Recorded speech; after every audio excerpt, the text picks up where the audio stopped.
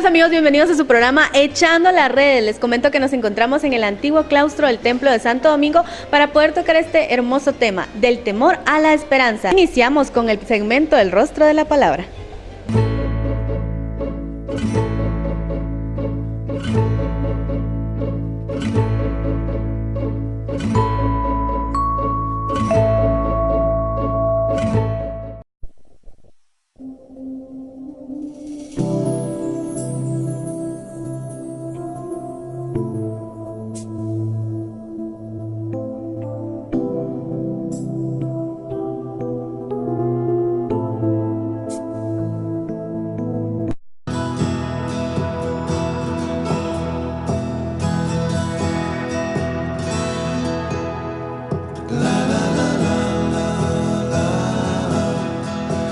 Queridos amigos, bienvenidos a su programa Echando la Red. Soy Jessica Velázquez, estoy acompañada del Padre Luis Roberto. Bienvenido, Padre, a este segmento de El Rostro de la Palabra en nuestro programa Echando la Red. Queremos compartirles grandes cosas y estamos en el claustro mayor del antiguo convento de Santo Domingo.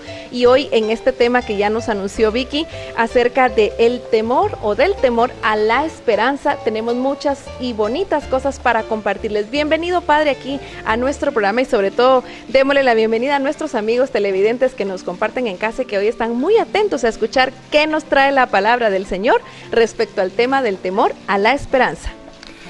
Muchas gracias por visitarnos de nuevo aquí en el antiguo convento de Santo Domingo. Muchas gracias por tomarnos en cuenta en estos programas para reflexionar sobre un tema que es importantísimo, el tema de la vocación. Excelente, Padre. Realmente queremos que usted nos cuente acerca de ese respaldo bíblico. En el Rostro de la Palabra, como bien lo saben nuestros amigos, tocamos ese fundamento, esa parte central y medular del Señor. Y pues bueno, yo sé que usted nos tiene por ahí una cita bíblica que va a compartir y de la cual vamos a tomar base para desarrollar todo el programa. Se trata del la primera parte del capítulo 19 del primer libro de Reyes. Estamos en el ciclo sobre Elías y yo creo que los televidentes, las personas que nos siguen, pueden buscar en la Biblia y leer casi toda la primera parte de ese capítulo, pero básicamente es la historia de cómo Elías sale huyendo después de que Ahab y Jezabel matan a todos los profetas, y entonces él, para salvar su vida, tiene que salir huyendo y en el camino está completamente desesperado, quiere morirse, es más, lo dice, no soy mejor que mis padres, toma mi vida, Señor, permíteme morir. Y Dios, en lugar de eso, manda que lo alimenten y le lleven pan y le lleven agua para que él se mantenga en su lucha.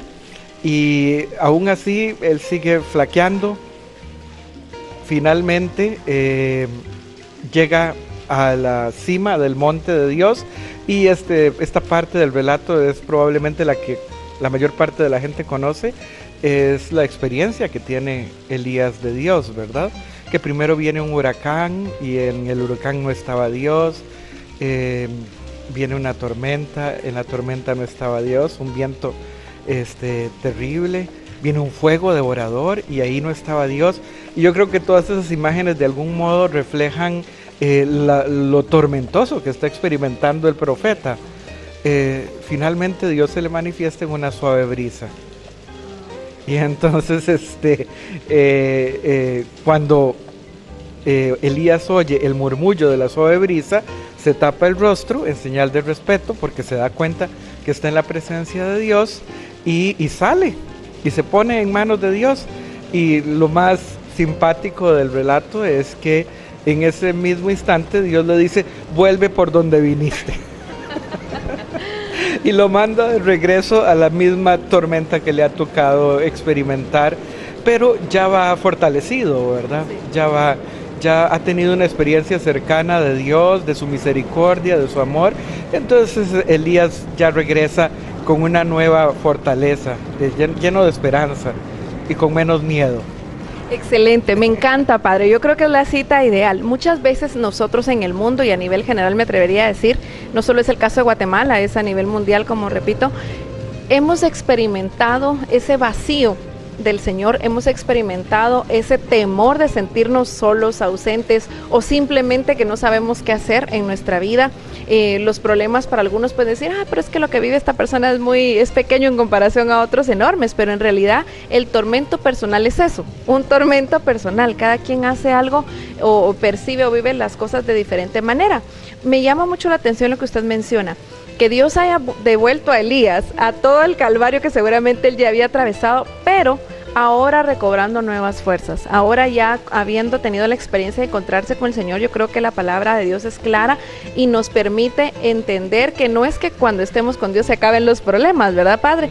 Sino que al contrario, inclusive pueden que vengan más, pero la fortaleza que uno alcanza a la hora de tener a Dios en su corazón y experimentar su palabra es otra.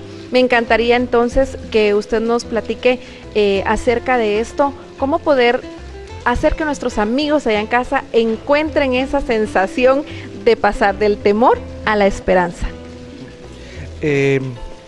Tal vez una pequeña observación, ciertamente Elías, en este pasaje por lo menos, tiene un tormento interior, personal, propio, pero también está en un contexto histórico, en un contexto político de gran inestabilidad. O sea, el problema es él, que de algún modo se ha sentido débil, se ha sentido como que ya no puede más, pero también es la situación en la que se encuentra, que es muy dura.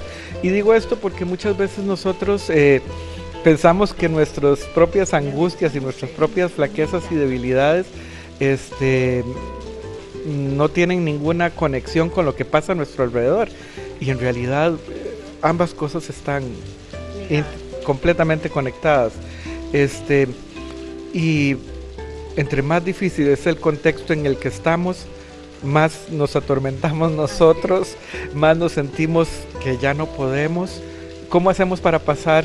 Esa es la pregunta, sí, ¿verdad? ¿Cómo hacemos para pasar de ese temor, de esa angustia, de esa desesperación, sí, a una actitud de serenidad, de esperanza y de valentía? Pues lo que hizo Elías fue muy interesante, retirarse. A veces necesitamos un retiro, en el sentido más tradicional del término, ¿verdad? En medio de la tormenta, yo me meto en ese lugar donde Dios y yo podemos estar a solas, donde yo puedo escuchar su voz, donde yo puedo sentir su cercanía. A veces uno piensa que para hacer un retiro tiene que irse a una casa de retiros preciosa, muy hermosa en las montañas, y a veces basta con que uno cierre la puerta de la habitación, encienda una velita, se ponga en una postura cómoda y se dedique a meditar en silencio un ratito. Y solo eso es nutritivo, es reconstituyente, y necesitamos hacerlo. Si no, el mundo nos absorbe con todo su drama y con todos sus problemas y complicaciones. Así que yo creo que la mejor manera es esa, buscar la forma de estar a solas con Dios, aunque sea por un ratito.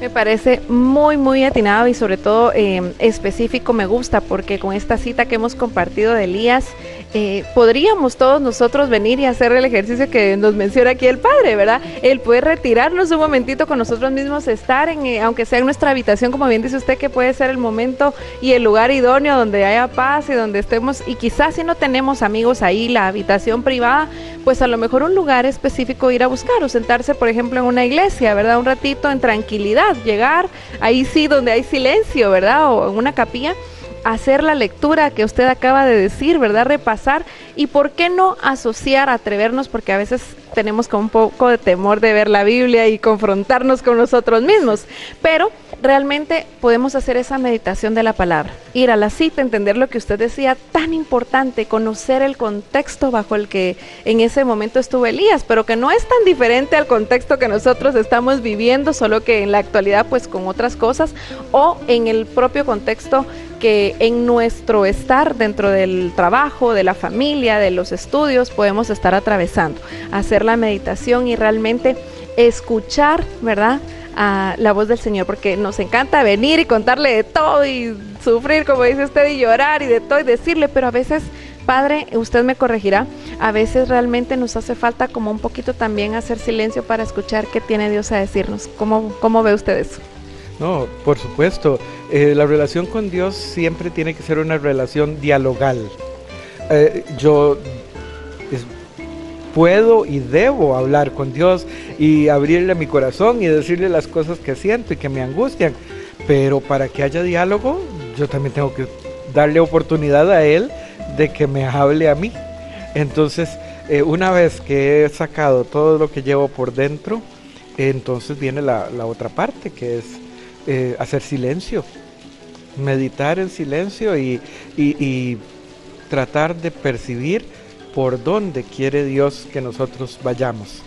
Porque la respuesta no es lo que yo pienso, lo que yo creo, lo que a mí se me ocurre que es lo mejor por hacer. Dios siempre sabe mejor que nosotros mismos por dónde debemos ir. Así es. Algo que muchas personas me han preguntado y yo también tengo esa duda, a veces, ¿cómo entender que en ese momento de silencio es el Señor que nos habla, Padre?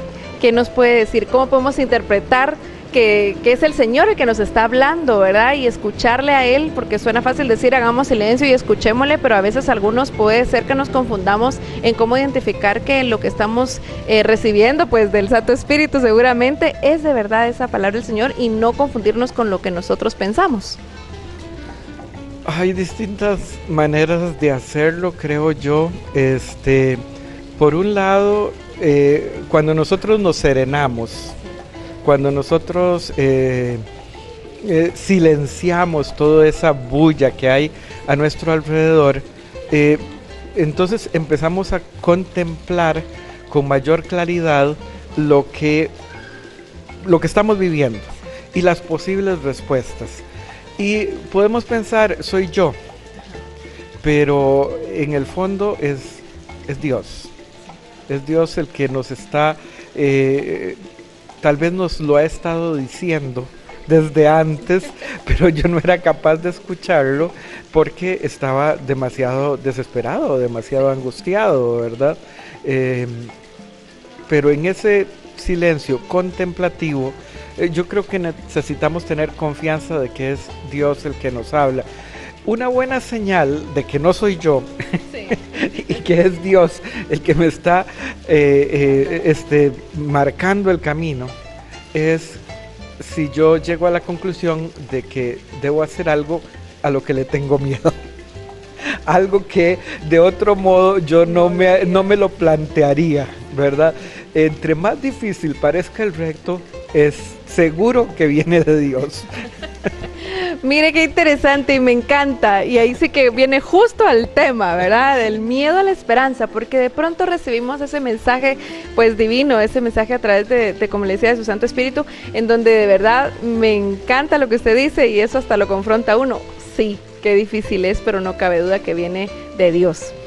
Padre, ha sido realmente muy interesante, muy bonito. Sé que vamos a seguir compartiendo con usted en el programa, así es que para cerrar nuestro segmento, pues me gustaría que le diera a nuestros televidentes para que ellos se queden motivados ahí en casa a ver el resto del programa, que les dé un mensaje que los mueva positivamente a que realmente tenga la confianza, como dijo usted, de creer que es el Señor y que pasemos del temor a la esperanza. No tengamos miedo a las situaciones que nos toca vivir.